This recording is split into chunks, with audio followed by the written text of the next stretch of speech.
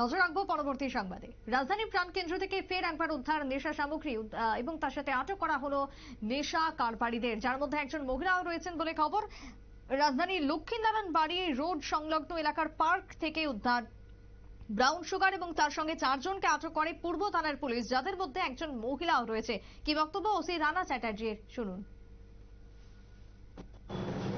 4 জন brown sugar বা যাকে locally heroine বলে, এগুলি বিক্রি করছিল তারা এলেনবাড়ি এরিয়া এবং এমজি বাজার এরিয়াতে। তখন আমাদের কাছে খবর আসায় আমরা আমাদের ওমেন সাব ইন্সপেক্টর কমলা মুরাসি এবং সাব ইন্সপেক্টর সমরেশ চাকমার নেতৃত্বে একটা টিম গঠন করে এই অভিযান চালানো হয়। অভিযানে এই 4 জনকে আমরা গ্রেপ্তার করি। তাদের কাছ থেকে অনেকগুলো ভায়াল হিরোইন ভায়াল প্লাস আনুমানিক 6 গ্রামের মতন হিরোইন আমরা ওদের কাছ থেকে সিজ করি।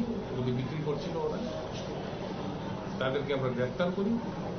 এর মধ্যে একজন মহিলাও আছে, ওর নাম হচ্ছে দীপিকা দেবনাথ এলিয়াস মনি।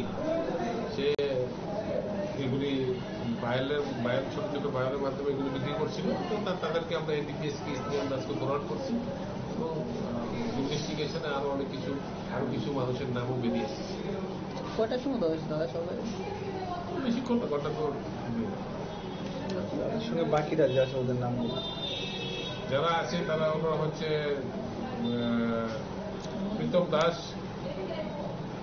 তারপরে আকাশ দেববর্মা, আর আরেকটা হচ্ছে জলিম মিয়া। এটা দাম রেটটা কত দিতে পারে? বাজারটা কত দিতে পারে? টাকাটা লাখ টাকা।